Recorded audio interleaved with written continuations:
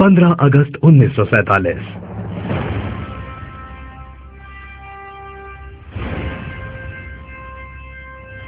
भारत को अंग्रेजों के चंगुल से मुक्त कराने के लिए आजादी की लड़ाई। - 2011।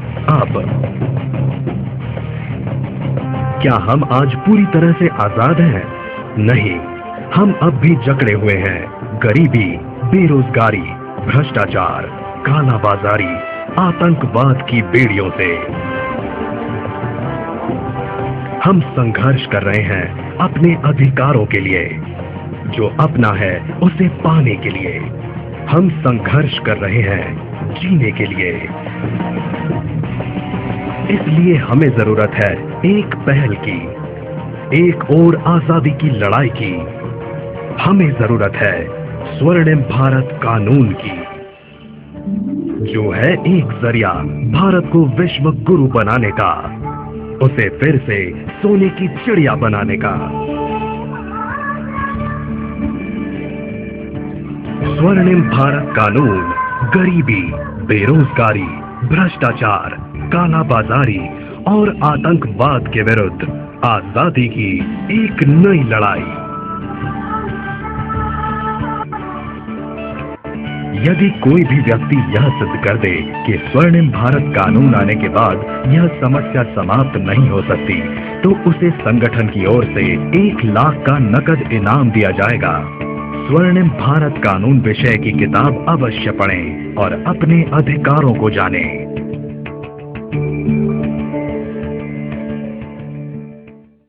इस समय हम परमानंद आश्रम, जो खंडवा रोड पर स्थित है, यहाँ पर मौजूद हैं और कुछ अपने सेगमेंट्स के बहुत अच्छे विद्यार्थी हमारे बीच हैं। उसमें से कुछ लॉ के बच्चे हैं, कुछ MBA कर रहे हैं, कुछ इकोनॉमिकल्स, एजुकेशनल बैंकिंग में हैं, कुछ MSW से रिलेटेड हैं, कुछ कलाओं से रिलेटेड हैं, आर्ट्स। हमने इन सबसे स्टार्टिंग में एक विषय रखा है, क्या देश का 100% भ्रष्टाचार समाप्त हो सकता है। लेकिन जो नया यूथ हमारे पास निकल कर आया है, उसमें से 100% यूथ का ये कहना है कि भ्रष्टाचार समाप्त नहीं हो सकता है। तो अब इसी बात को हम टेक्निकल तौर पे प्रैक्टिकल करेंगे कि ऐसा हो सकता है या नहीं हो सकता है। तो यहाँ से मैं दीपक को बुलाना चाहूँगा। दीपक, आप आगे आ जाएं। यहाँ पे से आप आगे आ जाएं। आइए। अब हम यहाँ पर स्वर्णिम भारत कानून के विषय में चर्चा करने जा रहे हैं। हमारी टीम का ऐसा मानना है कि स्वर्णिम भारत कानून आने के बाद देश का 100% भ्रष्टाचार, गरीबी, बेरोजगारी, आतंकवाद और कालाबाजारी समाप्त हो जाएगी। स्वर्णिम भारत कानून आने के बाद हर एक आम व्यक्ति को 10 लाख रुपए, व्यापारियों को 50 लाख रुपए, उद्योगपतियों को 5 करोड़ रुपए, किसान को प्रति एकड़ 10 लाख का ऋण और विद्यार्थियों को 12th के बाद 5 लाख रुपए का ऋण है, ग्रेजुएशन के बाद 10 लाख रुपए का ऋण है, उनके विकास हेतु काम करने हेतु। और बहुत सारे ऐसे सब्जेक्ट हैं कि स्वर्णिम भारत कानून आने के बाद हर बेरोजगार को 5 रुपये बेरोजगारी भत्ता, लेकिन उसको 4 घंटे काम करना पड़ेगा। एजुकेशन सिस्टम में एजुकेशन टोटल फ्री हो जाएगी, यानी चाहे एक गरीब का बच्चा हो चाहे अमीर का बच्चा हो, लेकिन किसी प्रकार का भी कोई एजुकेशन फीस उसको यहाँ नहीं देना। हेल्थ सेक्टर में भी कुछ इसी प्रकार रहेगा कि यह कानून आने के बाद हेल्थ सेक्टर में आपको किसी भी प्रकार की दवाइयों के ऊपर जो एक्सपेंसेस होते हैं वो नहीं देना पड़ेंगे। लेकिन इसमें कुछ कैटेगरी डिसाइड की गई है, एक गरीबी रेखा, एक सामान्य वर्ग, एक व्यापारी वर्ग। अब यह कानून कैसे आएगा और ये सब कैसे होगा, हम इस विषय पर आते हैं। तो पहले तो मैं दीपक जी से पूछना चाहूंगा कि दीपक जी, देश का 100% भ्रष्टाचार समाप्त नहीं हो सकता है, ऐसा भी आपने कहा। जी बिल्कुल, मैंने ऐसा कहा। रिश्वत की परिभाषा क्या है, फिर मैं उसको सरल शब्दों में डिफाइन करूंगा, लेकिन पहले मैं आपसे पूछना, रिश्वत क्या है? रिश्वत ये है कि आप जो भी काम करा रहे हैं, जो चीज़ फ्री में हो रही है उसके लिए आप पैसा देके क्यों कर रहे हैं। आप थोड़ा दिमाग लगाइए, आप पढ़े लिखे होके भी आगे रह के रिश्वत देते हैं। तो ठीक है, अदिति, आपकी परिभाषा के अनुसार रिश्वत क्या है? इल्लीगल काम के लिए इल्लीगल पैसा देना। अदिति जी ने कहा इल्लीगल काम के लिए इल्लीगल पैसा देना, तो मैं इसको बहुत सरल शब्दों में डिफाइन कर देता हूं सभी के लिए। रिश्वत एक ऐसा स्वरूप होता है जो किसी भी अनैतिक कार्य के लिए आपके द्वारा दिया जाता है, जिसको आप नैतिक नहीं कह सकते हैं। लेकिन रिश्वत किसी प्रकार से कब कंप्लीट होती है, जब आपने अपनी जेब से कोई वस्तु निकाल के सामने वाले को दी, फिर वो चाहे पैसे के रूप में हो या किसी वस्तु के रूप में हो, तो जब आपने उसको किसी इनलीगल काम के लिए पैसा, मेरी बात पर गौर कीजिएगा, पैसा या कोई वस्तु आपने दी और उसने ली, तो ये हो गया रिश्वत। इसके अलावा रिश्वत देने का कोई तीसरा तरीका हमारे बीच है क्या? पैसा या वस्तु, इसके अलावा कोई तीसरा? चलिए ठीक है, तो अभी अपन एक सिंपल सी डेफिनेशन है कि जब आप कोई भी वस्तु किसी को अनैतिक कार्य के लिए देते हैं और वो एक्सेप्ट कर लेता है तो रिश्वत की श्रेणी कंप्लीट हो जाती है अकॉर्डिंग टू लॉ, यानी प्रपोजल और एक्सेप्टेंस। ठीक है ना? भ्रष्टाचार की एक छोटी सी परिभाषा यहाँ पे देना इसलिए जरूरी था कि पहले ये समझना चाहिए कि भ्रष्टाचार एक्यूरेट वर्ड क्या है। अब स्वर्णिम भारत कानून क्या है, अपन इस डिस्कशन पर आ जाते हैं, पॉइंट टू पॉइंट अपन डिस्कशन करेंगे। दीपक जी, अदिति जी, पहली बात तो किसी भी कानून को लाने के लिए संविधान इजाजत देता है या नहीं? तो देश के संविधान के अंदर आर्टिकल 368 आपको किसी भी प्रकार का कानून लाने की इजाजत देता है, जो पेज नंबर 3 पर बताया गया है। आर्टिकल 368 आपको देश में किसी भी प्रकार का कानून लाने की इजाजत देता है ना? First point technically clear? इसमें किसी का कोई क्वेश्चन है, क्रॉस क्वेश्चन? नहीं। अब कानून लाने की प्रक्रिया क्या है, अब इसको भी समझना पड़ेगा क्योंकि आप किसी कानून लाने की बात कर रहे हैं। तो दीपक जी, अदिति जी, देश को संचालित करने वाले तंत्र कौन से हैं? आप में से कौन बताना चाहेगा? Government of India, president, prime minister and all official post. Deepak ji? बिल्कुल सर। प्रधानमंत्री, राष्ट्रपति, सांसद, महापौर और मुख्यमंत्री। चलिए, अब मैं आपको इसको बिल्कुल सरल भाषा में डिफाइन करना चाहूंगा। देश को जो संचालित करता है तंत्र, जो कानून बनाता है, तो कानून देश में कौन बनाता है? संसद। संसद में कौन जाते हैं? सांसद। सांसदों को कौन चुनता है? तो मैं ये बोल सकता हूं कि जनता कानून बनाती है? यस। अभी तो इस बात से आप इत्तेफाक रखते हैं? बिल्कुल। हाँ, क्योंकि जनता जिसको वोट देगी वो संसद में जाएगा, जिस पार्टी का बहुमत आएगा वो अपना प्रधानमंत्री बनाएगा, और जो प्रधानमंत्री बनेगा वो अपनी ताकत के साथ कानून लाएगा, और उसके पास यदि पूर्ण बहुमत है तो अपना कानून पारित भी करा लेगा। इस सब्जेक्ट को लेकर किसी को डाउट है? तो साफ शब्दों में और बिल्कुल सरल शब्दों में कानून देश की जनता बनाती है। कौन बनाती है? तो यदि किसी कानून से आपको लाभ है तो ऑब्वियसली आप उस कानून का समर्थन करेंगे। दीपक जी, अदिति जी, चलिए राइट। अब देश को संचालित करने वाला तंत्र आपके समझ में आ गया। किसी को कोई डाउट या कोई क्वेश्चन किसी का? अब अदिति, अपन 5th वाले पेज पर आते हैं। यह कानून क्या आपके कहने से लागू हो जाएगा क्या, या मेरे कहने से लागू हो जाएगा क्या, या आप लोगों के कहने से लागू हो जाएगा क्या? यदि लेकिन आप लोगों के कहते कहते 51% देश के लोगों ने बोलना चालू कर दिया तो ये कानून लागू हो जाएगा क्या? हो जाएगा क्या? हाँ, लेकिन सिर्फ बोलने से नहीं होगा। करना कैसे? वोट, जो आपकी सबसे बड़ी ताकत है। यदि आपने बोलने के साथ साथ अपना वोट की अहमियत यहाँ समझ ली तो ये सब आपके अधिकार हैं। जो मैं आपको मुखाग्र बता रहा हूँ, ये सब आपके अधिकार हैं जो आपको 64 साल पहले से मिलना शुरू हो जाना था। यदि हमारे क्रांतिकारियों ने आज़ादी की लड़ाई लड़ी थी तो उन्होंने क्यों लड़ी थी? कि एक जो हमको गुलाम बना के गए वो चले जाएं और हमारे अपने ही लोग हमारे पर हुकूमत करें। उनका मकसद ये था कि आज़ादी के बाद मूलभूत सुविधाएं, रोटी, कपड़ा, मकान, यह सब सबको मिलना चाहिए, भ्रष्टाचार समाप्त होना चाहिए, एक अच्छा एजुकेशन सिस्टम खड़ा होना चाहिए। लेकिन 64 साल की आज़ादी के बाद भी यह पूर्ण रूप से है क्या? दीपक जी? नहीं, बिल्कुल नहीं। अदिति जी? बिल्कुल नहीं। चलिए ठीक है, अब अपन यहाँ तक तो पहुँच गए। अब बात ये करते हैं कि यह कानून है क्या, ऐसा कौन सा कानून है जो जिसके आने के बाद आप 100% भ्रष्टाचार समाप्त करने की बात करते हैं? तो मैं आपको बहुत छोटे छोटे सवाल पूछूंगा फटाफट। पेज नंबर 7 पर आ जाएं आप। पेज नंबर 7 के ऊपर लिखा है,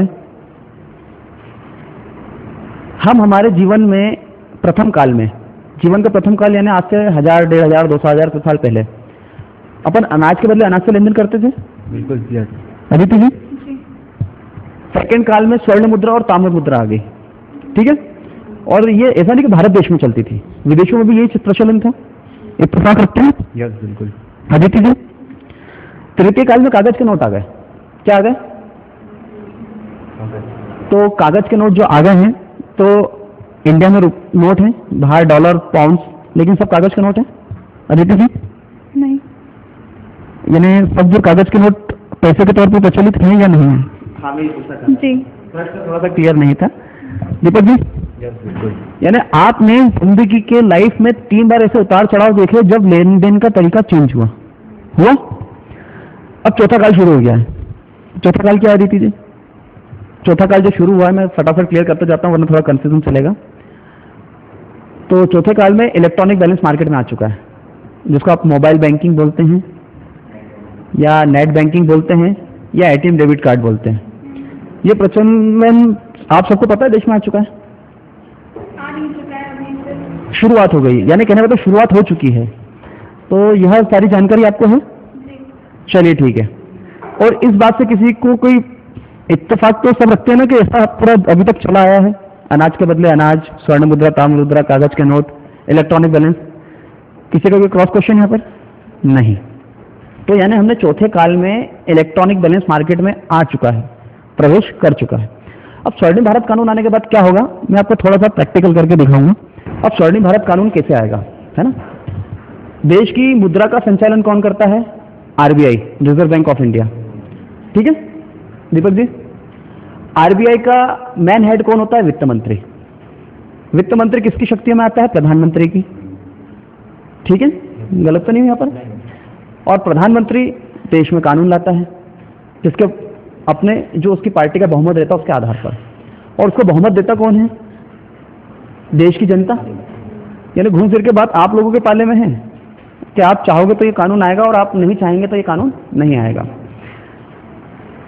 आपसे पूछना चाहता हूं मैं, देश के पास प्रेस नोट है, नोट छापने की मशीन, तो ये तो कागज के छपते हैं। उसकी इच्छा होगी तो वो 1-1 करोड़ के नोट छाप के सबके घर भेज देगी। ऐसा हो सकता है क्या? ऐसा नहीं हो सकता है। ऐसा होने से इन्फ्लेशन आ जाएगा और इकोनॉमिक सिस्टम बिगड़ जाएगा। तो इस चीज को मैं थोड़ा सा क्लियर करना चाहूंगा यहाँ कि यदि भारत देश को करेंसी छापना है तो उसके अगेंस्ट उसको गोल्ड रखना पड़ता है। क्या रखना पड़ता है? तो आप मेरी इस बात से सहमत हैं? हाँ, ये प्रचलन पूरे विश्व में एक जैसा है। जिस भी देश को जितना नोट छापना है उसके अगेंस्ट उसको अपने पास गोल्ड सिक्योर रखना पड़ता है। ठीक है, अब आप आ जाए, है ना?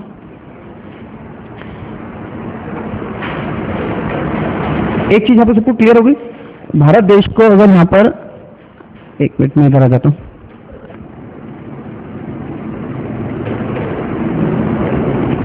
$1000 का गोल्ड भारत के पास है। भारत ने 1000 के नोट मार्केट में ला रखे हैं। अब अधिकतर पैसा ब्लैक मनी है।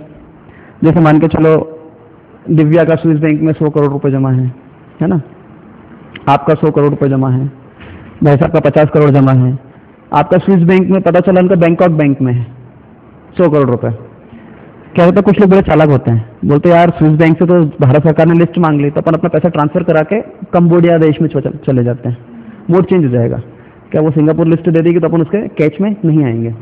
अब स्वर्णिम भारत कानून आने के बाद क्या होगा, अपनी जितनी समस्त मुद्रा है उसका अवमूल्यन हो जाएगा। अवमूल्यन का अर्थ ही रहता है उसका कोई मूल्य नहीं रह जाएगा। अब ये एक साथ हो जाएगा क्या? नहीं। इस पूरे सिस्टम को जो मैं बताने जा रहा हूं उसको आने में पूरा 1 साल लगेगा। 1 साल कैसे लगेगा वो मैं आपको भी प्रैक्टिकल करके बताते चलता हूं। अपन ने स्टार्टिंग में कहा था कि स्वर्णिम भारत कानून आने के बाद हर बेरोजगार को 5,000 रुपये बेरोजगारी भत्ता मिलेगा। कितना? लेकिन हमने ये भी कहा था कि उसको 4 घंटे काम करना पड़ेगा, कहा था। अब वो काम क्या है वो हम बताएंगे। कितने प्रतिशत बेरोजगार हैं इस देश के अंदर? बेरोजगारी का प्रतिशत क्या होगा? क्या होगा अंदाजन? 50। क्या होना चाहिए अंदाजन? एक हाईएस्ट आंकड़ा अपन 50 मान लें और एक लोएस्ट आंकड़ा आप 10% मान लो। कितना मान लो? तो 10% का रेशियो ये बोलता है कि 100 व्यक्तियों पर 10 व्यक्ति, है ना? यानी 10 व्यक्ति पर 1 व्यक्ति बेरोजगार है। सबसे कम आंकड़ा मैं बता रहा हूं आपको। अब यहां पर हमने इतने सारे लोगों को रोजगार दे दिया। क्या दे दिया? हमारे पास मैन्युअल पावर आ गया। अब क्या रहेगा, जैसे कि जब एक कानून देश में आएगा तो अदिति जी हम आपके घर आएंगे, हम आपसे पूछेंगे आपके पास कितना कैश पड़ा हुआ है, तो आप बोलोगे कि मेरे पास 1 लाख रुपए है। तो हमारा जो भी बेरोजगार भाई, जैसे मान के चले दीपक जी आए, तो दीपक जी आपको एक फॉर्म पे 1 लाख रुपए दिव्या जी अपना अदिति जी ने कैश दिया। गोल्ड कितना है आपके पास? आपने बोला मेरे पास 30 ग्राम गोल्ड है या 40 ग्राम गोल्ड है। सिल्वर कितना है? आपने बताया सिल्वर है। और कोई कीमती वस्तु है क्या? कीमती वस्तु का अर्थ होता है जैसे हीरे जवाहरात पन्ना सेगमेंट जो आइटम्स में आते हैं, टोटल एसेट्स। तो टोटल एसेट्स की आपने हमको जानकारी दी। अब आपने हमको जो 1 लाख रुपए दिया उसके बदले हम आपको इलेक्ट्रॉनिक बैलेंस देंगे। क्या देंगे? Electronic balance. यानी आपके मोबाइल में 1 लाख रुपए आ जाएंगे बैलेंस, और आपको अपनी मोबाइल कंपनी बदलने की जरूरत नहीं है ना, वो उसी मोबाइल कंपनी में फॉरवर्ड हो जाएगा। आपके पास ऑलरेडी बैंक अकाउंट हो गई। अगर नहीं होगा तो हम आपका एक बैंक अकाउंट ओपन करके, दीपक जी के पास ये अधिकार रहेगा कि वो आपका बैंक अकाउंट हाथों हाथ वहीं ओपन कर देगा। अब उसके बाद अगर मान के चलो किसी की पहचान नहीं थी, ये अदिति जी का ही क्वेश्चन था कि करोड़ों लोग देश में ऐसे हैं जिनकी आइडेंटिफिकेशन नहीं है ना, क्योंकि कोई आप काम करने जा रहे हो तो सारे प्रश्नों का जवाब देना आपको बहुत जरूरी है। तो अदिति जी आपके प्रश्न का उत्तर बताता हूँ। स्वर्णिम भारत किताब के अंदर दिया गया है कि जब भी कानून आएगा तो जैसे हमारे दीपक बेरोजगार भाइयों के पास कितने घर आ रहे हैं, एक बेरोजगार के पास आ रहे हैं 100 घर। कितने आ रहे हैं? 100 घर। आंकड़े के अनुसार 100 घर कंप्लीट करने में कितना टाइम लगेगा? अपन 3 महीने मान लें। अपन ने पूरे कानून को लाने के लिए साल भर दिया है। कितना दिया है? साल भर। तो साइबर कैफे सबने देख रखे हैं। हमारे इस कानून के अंतर्गत बहुत इजी गोइंग प्रोसेस है। अदिति जी मान के चले दीपक जी आपका कोई भी आइडेंटिफिकेशन नहीं है देश में, कुछ भी नहीं है, तो अब ये पढ़े लिखे हैं, और जो पढ़े लिखे नहीं भी हैं वो अपने आसपास के किसी भी साइबर कैफे में जाएंगे, अपने फिंगरप्रिंट्स स्कैन करेंगे। स्कैनर होता है ना साइबर कैफे में, उसमें स्कैन करेंगे और उसी साइबर कैफे में जो वेब कैमरा लगा रहेगा उससे उसका फोटो खींचा जाएगा। जैसे आपका ईमेल आईडी आता है ना, वैसे हाथों हाथ आपकी एक सिटीजन ऑफ इंडिया का एक रजिस्ट्रेशन आ जाएगा। क्या आ जाएगा? रजिस्ट्रेशन। अब वो रजिस्ट्रेशन के लिए आपको दुकानदार को पैसा नहीं देना है। प्रति आईडी गवर्नमेंट उसको 100 रुपये पे करेगी। कितनी करेगी?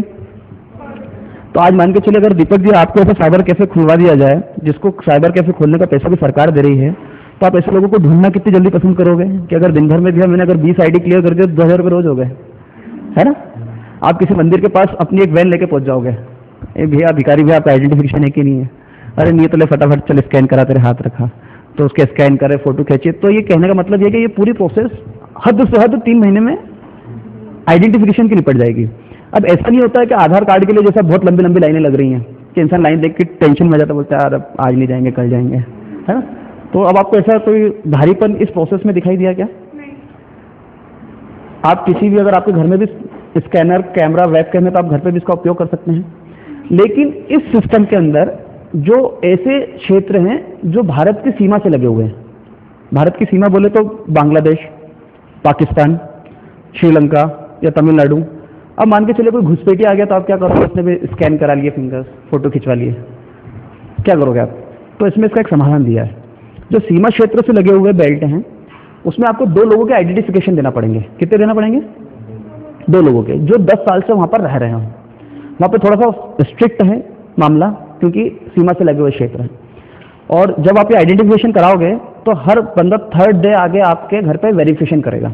जो आपने एड्रेस लिखा है वो आपके घर पे आके वेरीफाइड करेगा कि इस मैडम आपकी नई आईडी आई है और आपकी ID, driving licence, voter ID, आपके जितने भी आइडेंटिटी बनेंगे उस पर ये कंपलसरी रहेगी, यानी आपकी यूनिवर्सल आईडी होगी। अगर आपके उसको ड्राइविंग लाइसेंस नहीं है, अगर आप अपनी आईडी चेक करेगा इंसान कंप्यूटर पर तो आपको सारी डिटेल्स आ जाएगी, है ना।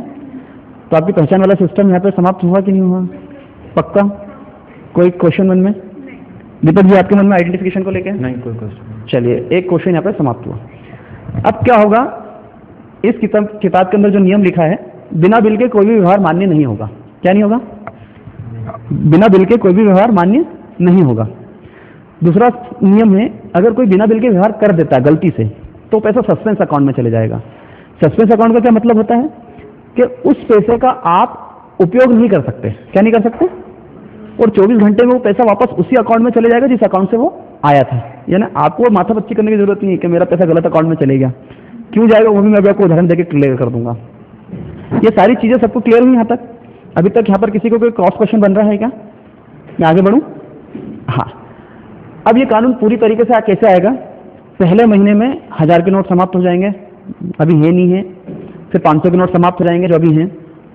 100 के नोट समाप्त हो जाएंगे। 6 महीने के अंदर पूरी करेंसी समाप्त होते होते फिर 10 रुपए के नोट बचेंगे, और 10 रुपए के नोट भी 1 साल बाद पूरी तरीके से समाप्त हो जाएंगे। कौन से वाले? 10 रुपए वाले।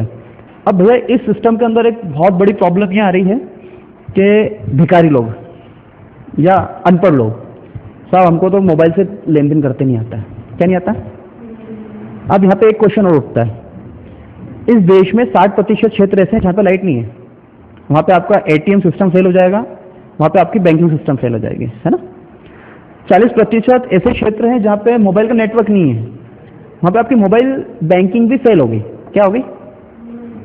तो अभी दैनिक भास्कर के अंदर कुछ 8-9 महीने पहले या 10 महीने पहले एक ओबामा जी का स्टेटमेंट आया था। ओबामा जी पहचानते हो आप? राष्ट्रपति अमेरिका के। उन्होंने कहा था हम ऐसी प्रणाली पे सर्च कर रहे हैं जिससे हम 100% इलेक्ट्रॉनिक बैलेंस मार्केट में ला सकें, लेकिन अभी तक हम उसके पास नहीं पहुंच सके, और जैसे ही पहुंच जाएंगे तो 100% इलेक्ट्रॉनिक मनी ले आएंगे। अब इसमें तीसरा ऑप्शन है मैनुअल पासबुक। कौन सा ऑप्शन है? मैनुअल पासबुक क्या होती है? जो मैन टू मैन वर्क होता है। हाँ दीपक जी, मैनुअल पासबुक वो होती है जो हाथ से लिखी जाती है। जो हाथ से लिखते हैं उसको मैनुअली पासबुक बोलते हैं। तो आपके किताब के अंदर एक अकाउंट दिया हुआ है मैनुअल पासबुक का, यानी दीपक जी आप जब इसको आगे बढ़ेंगे चतुर्थ काल के बाद, तो ये आपका मैनुअल पासबुक दिया हुआ है पेज नंबर 10 के ऊपर। अब मैं आपको एक तीनों सिस्टम समझाता हूँ। Mobile banking. दीपक जी आपके कपड़े की दुकान है, मैं दीपक जी के कपड़े की दुकान पे आया, मैंने इनसे कपड़े खरीदे। अब मैं दीपक जी को पैसा देना चाहता हूँ, है ना। अब मैंने मोबाइल निकाला, सबसे पास वही रहता है सबसे पहले तो, कि दीपक जी पैसा देना। तो दीपक जी ने बिल नंबर 1 दिया, मैंने बिल नंबर, तो मेरे मोबाइल सबसे पहले ऑप्शन क्या मांग रहा है मेरे से? Bill number. तो मैंने उससे बिल क्या डाला? 1। किसने दिया? दीपक जी की दुकान का आईडी है 111। क्यों दिया? पर्पस क्लॉथ खरीदे। ओके करा, मेरा अमाउंट कट के दीपक जी के अकाउंट में चले गया। ठीक है अदिति जी। अब मैं अदिति जी की शॉप पर गया, है ना, इनकी कॉस्मेटिक्स आइटम है या अपन ज्वेलरीज आइटम है, कुछ भी मान लेते हैं। अब वहाँ पर एटीएम डेबिट कार्ड मैंने आपको दिया, तो मैं कार्ड स्वैप करूंगा तो भी सबसे पहले बिल नंबर मांगेगा। क्या मांगेगा? ऑप्शन। तो बिल नंबर 1, पर्पस ज्वेलरीज खरीदी, किससे खरीदी? अकाउंट नंबर डालूंगा तो इनके अकाउंट्स में चला जाएगा। ये हो गया, है ना। अब दिव्या जी आप आइए। अब दिव्या जी देखिए, ये आपकी मैनुअल पासबुक का सीरियल नंबर 1 है, यानी सीरियल है ना 1 2 3 4 5 6 7 8 जो होते हैं, उसमें तारीख डली हुई है। आपके पास ओपनिंग बैलेंस कितना है? 1000 रुपीज़। आपने क्या खरीदा? किराने वाले ने आपको बिल क्या दिया? आईडी क्या सामने वाले की? 111 जो इसका अकाउंट नंबर है। आपने उसको कितने रुपए दिए? अब बैलेंस कितना बचा? अब आपकी सिग्नेचर, तो आपके पासबुक में कौन सिग्नेचर करेगा? दुकानदार। और उसके अकाउंट्स में कौन सिग्नेचर करेगा? नहीं। ये हो गया मैनुअल पासबुक लेन देन। अब इसके अमाउंट को सत्यापित कौन करेगा? इसके अमाउंट को सत्यापित कौन करेगा कि ये अमाउंट सही है या गलत है? अगर मोबाइल में नेटवर्क नहीं भी होता है तो कई प्रोसेस ऐसी रहती है कि उसमें अपना लास्ट बैलेंस देख सकते हो। अब लास्ट बैलेंस भी नहीं दिख रहा, मोबाइल काम ही नहीं कर रहा, एटीएम डेबिट कार्ड से भी लास्ट बैलेंस नहीं पता चल रहा है। तो हमारे बेरोजगार भाई हैं, है ना। हम बेरोजगार नहीं बोलेंगे कि सबको रोजगार मिल गया, 5 रुपये बेरोजगारी भत्ता है सबको 4 है ना, बेरोजगार नहीं बोलेंगे अपन किसी को। हमारे जो भाई हैं जो प्रशासनिक बॉडी के सरकारी कर्मचारी हो गए हैं, तो उनका काम रहेगा आइडेंटिफिकेशन का काम तो कंप्लीट हो गया। अब उसके बाद नेक्स्ट मंथ से क्या काम? तो जितनी भी खरीदी होगी, मैं लैपटॉप लेके अब आपके घर आया, दिव्या जी के घर आया, दिव्या जी मैंने लैपटॉप ऑन करा, इतना पैसा आपके पास आया और इतना गया, है ना। अब आपने किराने की दुकान से सामान खरीदा था, तो आप बोलोगे हाँ ये रहा मेरा बिल, मैंने खरीदा था, मैंने ओके करा। अब इनकी पासबुक में जो लास्ट बैलेंस रहेगा मैं उसको अपडेट कर दूंगा। क्या कर दूंगा? अपडेट करके मेरी सिग्नेचर कर दूंगा। किसकी? और हर तीसरे दिन एक एम्प्लॉय आपके घर आएगा। कितने दिन? क्योंकि उसको सिर्फ मात्र 10 घर जाना है। कितने घर जाना है? रोज नहीं जाना है, 3 दिन में 10 घर जाना है। वो जा सकता है? कोई दिक्कत आएगी? अब वो जैसे आपकी पासबुक अपडेट करेगा और अपने लैपटॉप में अपडेट करेगा, वैसे आपका अकाउंट भी अपडेट हो जाएगा, आपका मोबाइल बैलेंस भी अपडेट हो जाएगा, यानी तीनों चीजें एक साथ अपडेट हो जाएगी। तो वो समय जब आप किसी प्रकार का लेन देन में, जैसे मोबाइल सिस्टम ठप हो गया या एटीएम सिस्टम, तो इस सिस्टम में काम करने में आपको कोई दिक्कत आ रही है क्या? नहीं। किसी प्रकार की कोई दिक्कत? दीपक जी आपको दिक्कत? ठीक है, अब आप बैठ सकते हैं। हाँ, एक बार आपका नाम? किशन जोशी। ओके, राठौर। मुकेश जी, किशन जी और वर्षा जी, है ना। हमारे दीपक जी ने रिश्वत का एक बहुत अच्छा उदाहरण दिया था कि पुलिस वाले ने पकड़ लिया, 3 सवारी बैठे हैं, 50 रुपए दिया और छूट गए। दिया था थोड़ी देर पहले। अब वर्षा जी मैं ये जानना चाहूंगा, अब ये 3 जने बैठ के जा रहे हैं, क्या करके जा रहे हैं? हाँ, अब इनको पकड़ लिया, अब इनको रिश्वत देना है, अभी कैसे देंगे? ये प्रणाली लागू हो गई, उसके बाद कैसे देंगे? पैसा देने का इसके पास अब है ही नहीं, पैसा देंगे कैसे? क्योंकि आप नहीं दे सकते। आप कुछ कहना चाहेंगे कैसे पैसे देंगे? कोई ऑप्शन नहीं बचेगा। कोई ऑप्शन नहीं। दीपक जी आपके एग्जाम्पल का उत्तर मिल गया आपको?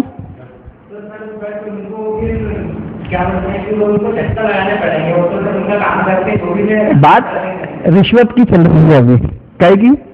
ये रिश्वत कैसे देंगे, सब्जेक्ट अभी ये है। हाँ हाँ हाँ हाँ ठीक है।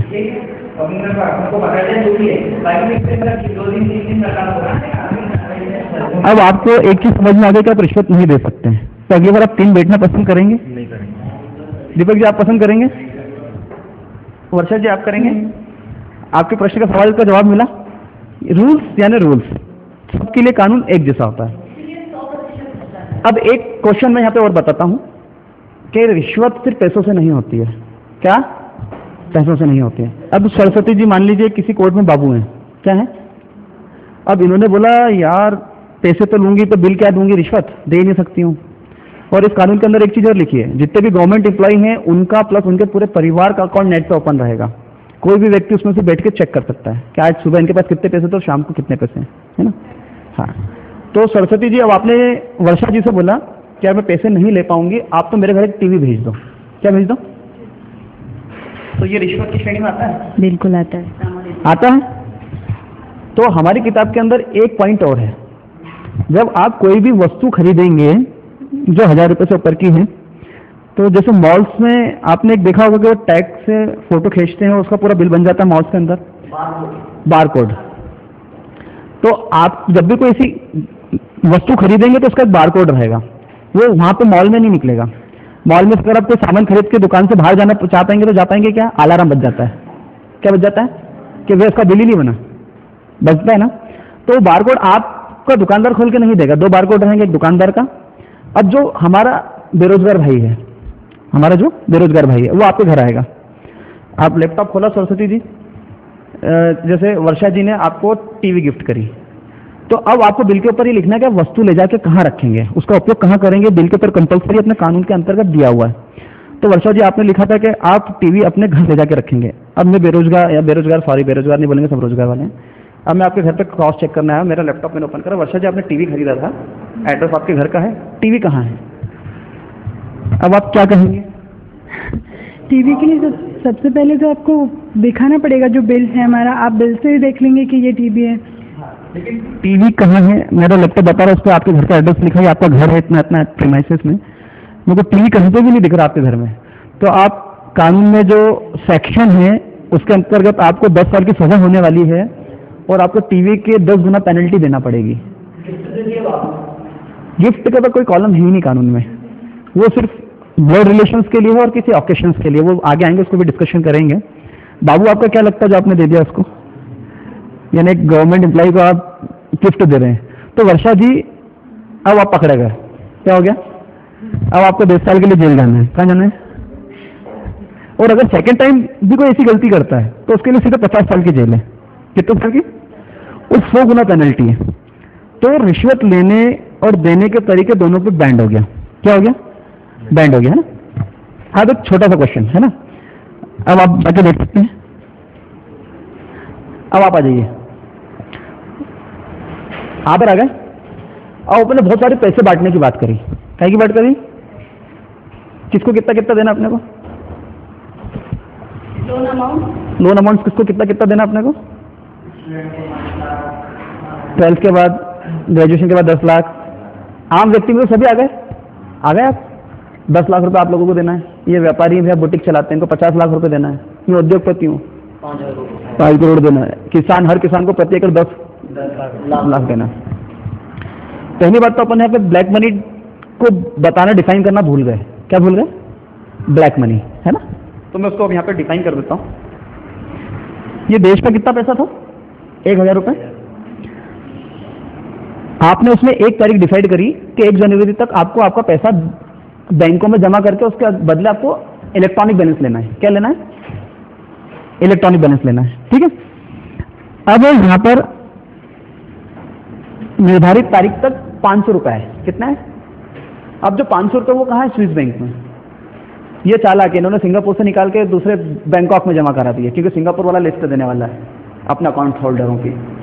अब यहाँ पे भारत देश के पास एक अधिकार है कि उसके पास जो 500 रुपए नहीं आए वो उसकी करेंसी रिन्यू कर सकता है। क्या कर सकता है? अब उस कागज के नोट का कोई मोल नहीं रह जाएगा। अब बात यहाँ पर आती है इंटरनेशनल लॉ, क्या है कि अब ये स्विस बैंक है, कौन है? अब स्विस बैंक ये बोल रहा है अपने से कि भैया मेरे पास तो आपके ये 500 में से 100 रुपये मेरे पास रखे हैं। कितने रखे हैं? अब इंटरनेशनल लॉ ये बोलते हैं जब करेंसी चेंज करते हो ना तो आपको उसके बदले नई करेंसी देना पड़ती है। ये इंटरनेशनल लॉ है, आप ये नहीं बोल सकते कि मैं नहीं दूंगा। ये सभी कंट्रीज के ऊपर लागू होता है। लेकिन भारत देश के पास भी एक यहाँ पर अधिकार आता है। कौन सा अधिकार आता है?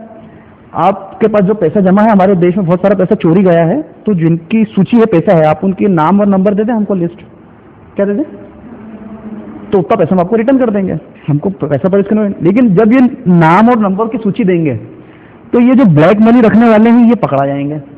क्या हो जाएंगे? क्या हो जाएगा? तो सरकार ने यहाँ पर स्पष्ट कहा है कि जब हम घोषणा करेंगे, क्या करेंगे कि 1 जनवरी तक आपको अपना पैसा सरेंडर करना है। अगर आप कर देते हो, अगर आपके स्विस बैंक में 1000 करोड़ रुपए भी जमा है, तो हम आपसे ये नहीं पूछेंगे कहाँ से आया। 30% हम आपका टैक्स काटेंगे और पूरा पैसा हम आपको वाइट कर देंगे। क्या कर देंगे? वाइट कर देंगे। तो देश में कभी इससे पहले ऐसा हुआ है क्या? हुआ है। जब नरसिम्हा राव जी की सरकार आई थी, जब वो देश के प्रधानमंत्री थे, तो बहुत सारे लोगों ने अपना पैसा ब्लैक से वाइट कराया था और उनसे ये क्वेश्चन नहीं पूछा गया था कि आप इतना पैसा कहाँ से लाए।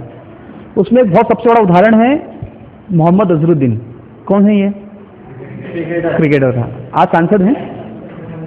इनके पैसे के बारे में कोई इंक्वायरी हुई?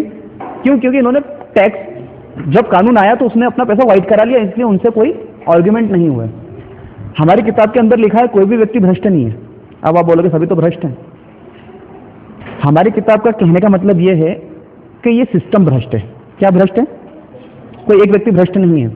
इसीलिए सबको आजादी है, 30% टैक्स कटाओ और अपना पैसा वाइट कर लो। और यदि कोई तारीख के बाद भी नहीं कटाता है तो उसका पैसा क्या हो जाएगा? लैप्स हो जाएगा। अब अगर सिंगापुर से उसकी लिस्ट आ जाती है तो उसको तो सीधे 10 साल की जेल ही है उसके बाद तो। हाँ हाँ वो तो पेस्लिप मिलेगा, हाँ उस हिसाब से मेरा टैक्स कटेगा। हाँ और बाकी बात उसी के मार्जिन में, हाँ जो मैं ब्रांड ले रहा हूँ, हाँ हाँ तो उसका मैं टैक्स कैसे कराऊँ? हाँ। तो उसका ऐसा देना पड़ेगा कि मैंने पैसा लगाया। हाँ। अब वो किताब के एंड में टैक्स डिडक्शन के अपने पेज दिए, वो अपन उस पर बाद में आते हैं। एक सब्जेक्ट क्लियर कर लेते हैं अपन, फिर उस पर आते हैं ना कि टैक्स का क्राइटेरिया क्या हो जाएगा, कि टैक्स का क्राइटेरिया क्या हो जाएगा, अपन उस पर आते हैं। पहले अपन ब्लैक मनी का निपटा लेते हैं। तो अब ब्लैक मनी यहाँ पे 100% समाप्त हो गई। हो गई? किसी के मन में कोई डाउट है ब्लैक मनी को लेके? हो गई? मीडिया ने सर्वे करा था, अगर देश की 100% ब्लैक मनी समाप्त हो जाए तो 75 ईयर्स तक कोई टैक्स लेने की आवश्यकता नहीं है और पूरे देश का इंफ्रास्ट्रक्चर भी खड़ा हो जाएगा। करा था मीडिया ने उसका कोई सर्वे? लगन जी? बाबा रामदेव ने तो और ज्यादा करा था। हाँ, बाबा रामदेव जी की बात चली, ब्लैक मनी समाप्त करना चाहते हैं, तो अगर वो भी चाहेंगे तो अपन उनसे के सहयोग करने के लिए तैयार, ऐसा नहीं अपन किसी का असहयोग करना चाहते हैं, लेकिन सिस्टम यही रहेगा। अब कुल मिला के ब्लैक मनी आपकी समाप्त हो गई, भ्रष्टाचार समाप्त हो गया। अब कुछ देर पहले मेरे 100% भाई यहाँ पर ये मानने के लिए तैयार नहीं थे कि भ्रष्टाचार समाप्त हो सकता है। अब मैं उनके व्यूज लूंगा इसके बाद, इस कार्यक्रम के बाद अब उनकी क्या राय है। अब पैसे की बात आती है, इतना पैसा देश में आएगा कहाँ से? सबको पैसा बांटना है आपको, आपने बोला है, कहाँ से दोगे?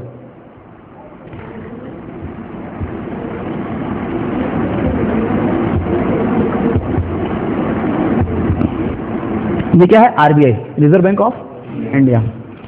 1000 रुपये हैं, 200 लखन की जेब में, 200 आपकी जेब में, 200 मेरी जेब में, 200 आपकी जेब में, 200 इनकी जेब में। हो गए 1000 रुपये। अपन सबके 1000 रुपये कहाँ पे जमा है? 1000 रुपये जमा है। अब मेरे को 200 रुपये का प्लॉट, एक वर्षा जी के पास प्लॉट है जिसकी कीमत 100 रुपये है। कितने रुपए है? अब मेरे को आपसे प्लॉट खरीदना है। मैंने आपको ऑफर दिया, आपने ठीक है मेरे को तैयार हूँ प्लॉट बेचने के लिए। अब आपने मुझे बिल दिया कि मेरा 10 रुपये का प्लॉट, 100 रुपये का प्लॉट है, आप ले लो। तो मैंने टाइप करा बिल नंबर 1, प्लॉट की कॉस्ट कितनी है? 100 रुपये। मैंने इस अकाउंट से 100 रुपये निकाले। कितने निकाले? ये कितने हो गए? 900 हो गए। अब मैंने वो पैसे निकाल के आपके अकाउंट में ट्रांसफर कर दिए। अब आपके अकाउंट में कितने पैसे हो गए? 300 रुपीज़ हो गए। यानी जो मैंने आपको 100 रुपये एक्स्ट्रा दिया, आपने वापस कहाँ जमा कर दिया? क्योंकि इलेक्ट्रॉनिक बैलेंस है।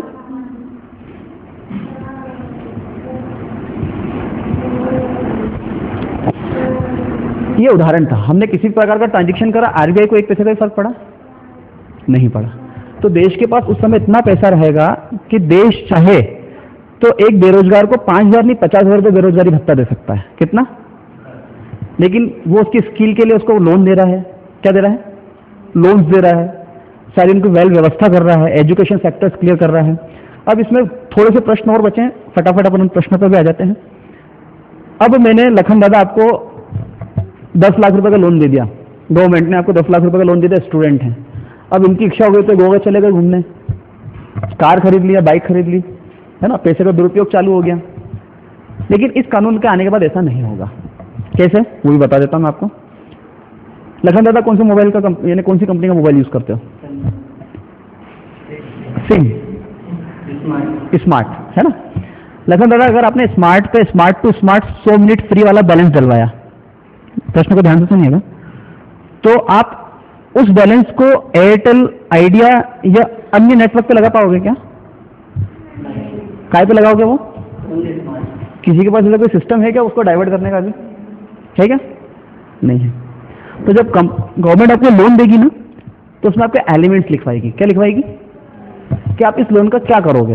अब लखन दादा ने बोला कि भैया मेरा ग्रेजुएशन में फैशन डिजाइनिंग से कंप्लीट करा, मैं शॉप्स खोलूंगा। काय की शॉप खोलूंगा? कपड़े खरीदूंगा, फर्नीचर आएगा, या तो दुकान परचेज करूंगा, रेंट पे लूंगा, है ना।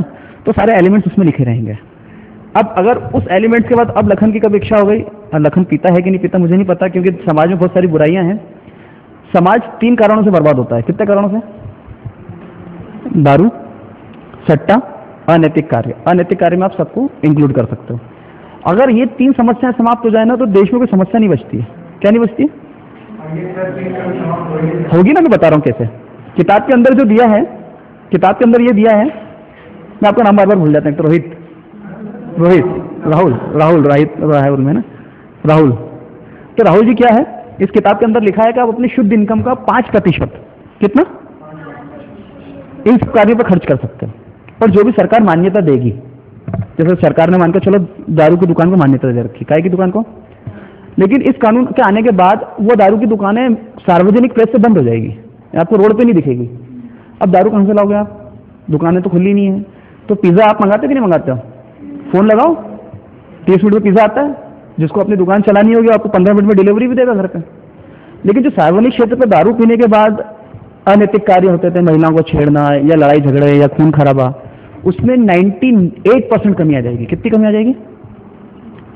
जिसको पीना है आप घर बैठ के पियो। आप अपनी इनकम से 5% से ज्यादा चाह के भी खर्च नहीं कर सकते हो। चाहे तो एक दिन में खर्च कर दो या फिर रोज खर्च करो। सट्टा खेल पाओगे क्या राहुल भाई? हाँ, नहीं खेल पाओगे ना।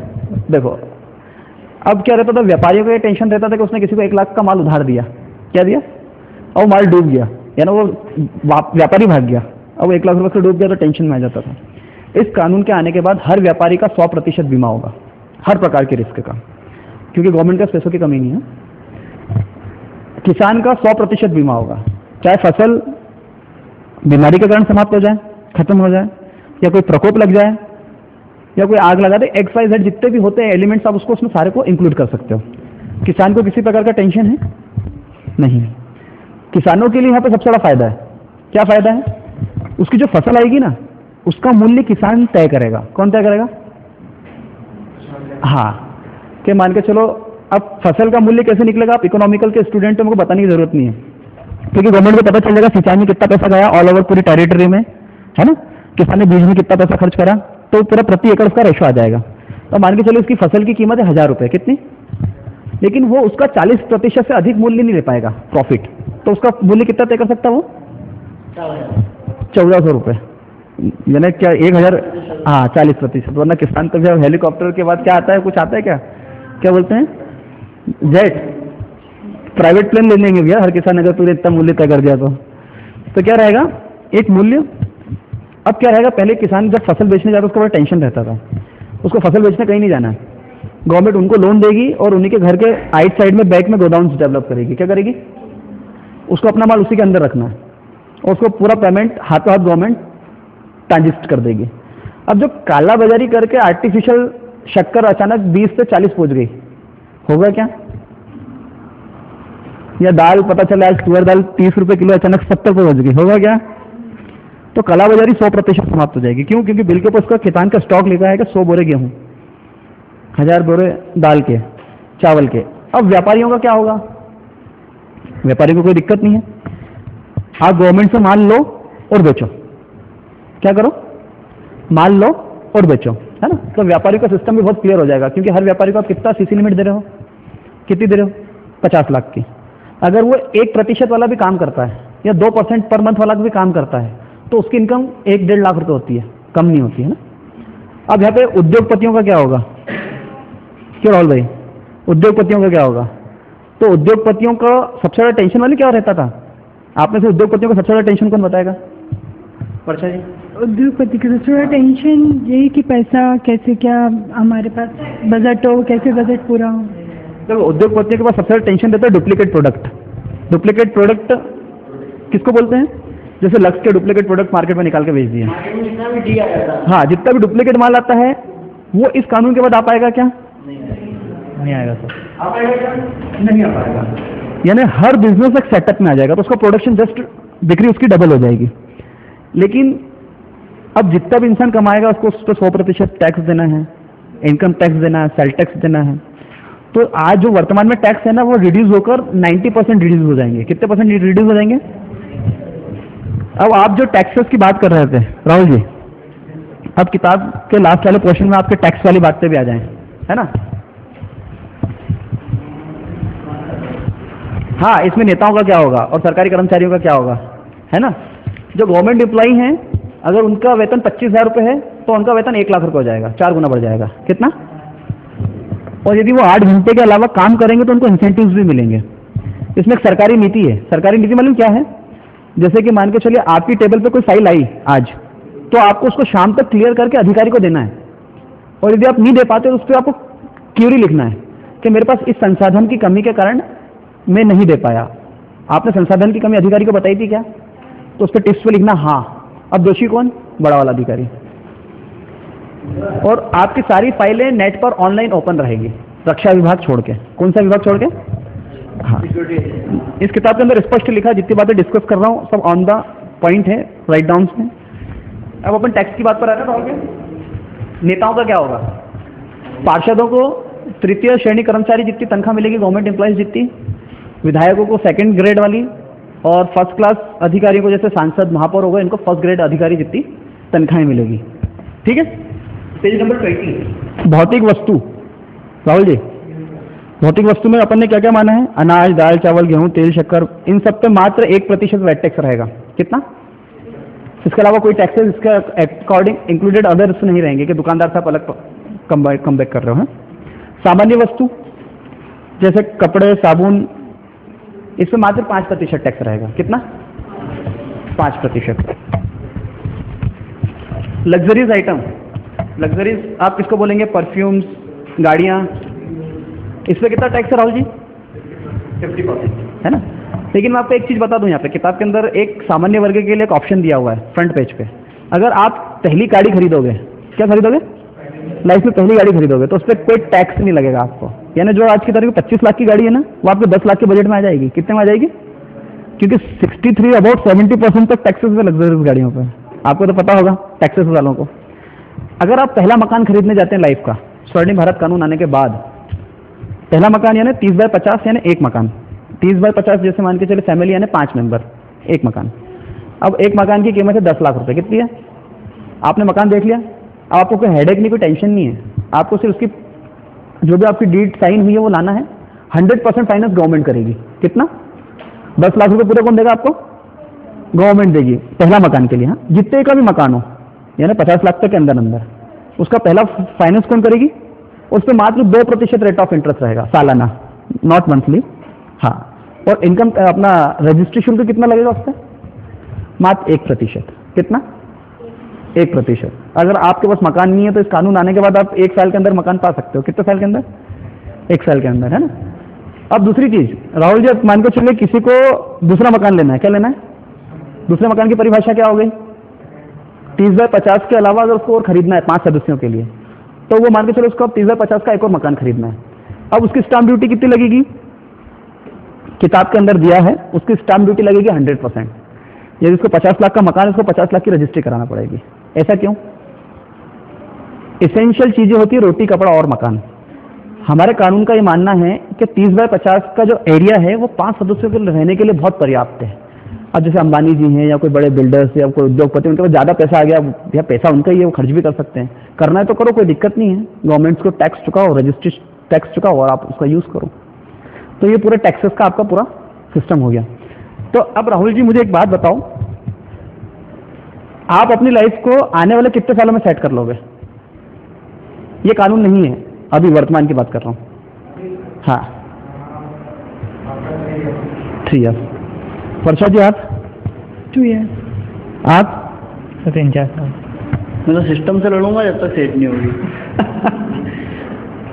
अब आप लोगों के जो व्यूज हैं 4-5 साल, लेकिन क्या वो प्रश्न यहाँ पे सॉल्व हो जाएगा कि 64 साल की आज़ादी के बाद भी हमारे बच्चों को इन सब चीज़ों के लिए संघर्ष नहीं करना पड़ेगा, हमारी पीढ़ियों को जिनके लिए अपन कर रहे हैं? वर्षा जी हो जाएगा क्या ऐसा? हो जाएगा क्या? मेरे कहने का मतलब यहाँ पर यह है कि 64 साल तक हम लड़ते आ रहे हैं, लेकिन कामयाब क्यों नहीं हुए? क्योंकि आज तक अलग अलग लड़ते आ रहे हैं। कैसे लड़ते आ रहे हैं? अलग अलग। सिर्फ आप ये मान के चलो कि आपने 3 साल के लिए कॉलेज ज्वाइन करा है। क्या ज्वाइन करा है? 3 साल के लिए आपने कॉलेज ज्वाइन कर लिया है ना, जहां हमको जेब से फीस भरना है। कितनी भर रहे आप एमबीए की? 25,000, 30,000, 50,000, जो भी XYZ अपन भर रहे हैं, है ना। लेकिन यहाँ पे अपने को कोई फीस नहीं भरना, अपने को यहाँ पे सिर्फ अपनी मेहनत देना है। क्या देना है? और यही चीज अपने को अपने यूथ को समझानी है। क्या समझाना है? 3 साल दे दो, जिंदगी भर आराम है।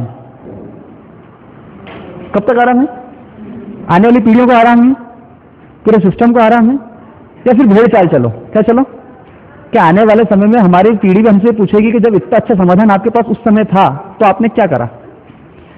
तो लाइफ के लिए, खुद के लिए पूरी जिंदगी भर लड़ना अच्छा, या सिस्टम को बदलने के लिए 3 साल लड़ना अच्छा? सर 3 साल लड़ना अच्छा है। 3 साल लड़ना ज्यादा बेटर। यूथ की राय कि 3 साल लड़के अपन ये सारी समस्याओं को जब पूरी तरीके से समाप्त कर सकते हैं, तो क्यों ना अपनी लाइफ का पहला लक्ष्य ये बना लें। ये लक्ष्य क्यों? क्योंकि हमने स्वर्णिम भारत कानून के बारे में सिर्फ सुना था, आज उसको हमने समझ लिया। क्या कर लिया? क्योंकि आज आप किसी भी चीज पे बात करते पहले उसके निष्कर्ष पे पहुंचो, ऐसा हो सकता कि नहीं हो सकता। पता चले कोई आपको पानी बता रहा, वहां पानी पे क्या कुछ भी नहीं निकले, लेकिन अपन ने हल पे डिस्कशन करा, सबके क्रॉस क्वेश्चन अपन ने शामिल करे, किसी का कोई क्वेश्चन बाकी है क्या? यानी अब मेरे भाई लोग, मेरा यूथ जो ये मानने के लिए तैयार नहीं था कि देश का 100% भ्रष्टाचार समाप्त हो सकता है, अब पूरा यूथ भी इस चीज से एग्री हो गया है कि हाँ, स्वर्णिम भारत कानून आने के बाद देश का 100% भ्रष्टाचार, गरीबी, बेरोजगारी, आतंकवाद, काला बाजारी 100% समाप्त हो जाएगी। इस समय स्वर्णिम भारत की टीम परमानंद आश्रम खंडवा रोड पर स्थित है। यहाँ पर मैनेजमेंट के स्टूडेंट्स, लॉ के स्टूडेंट्स, इकोनॉमी स्टूडेंट्स, MSW के स्टूडेंट्स, इन सबको यहाँ पर बुलाया गया था स्वर्णिम भारत के लिए चर्चा करने के लिए। पहले जब ये चर्चा शुरू हुई थी तब यह सभी जो आपके सामने हैं, इनका कहना था कि देश का 100% भ्रष्टाचार समाप्त नहीं हो सकता, लेकिन अब इन सब का मानना है कि हाँ, स्वर्णिम भारत कानून आने के बाद देश का 100% भ्रष्टाचार समाप्त हो सकता है। मैं स्वर्णिम भारत की तरफ से दीपक पवार, कैमरामैन लव कुलकर्णी के साथ, इंदौर। स्वर्णिम भारत कानून विषय की किताब अवश्य पढ़ें और अपने अधिकारों को जानें।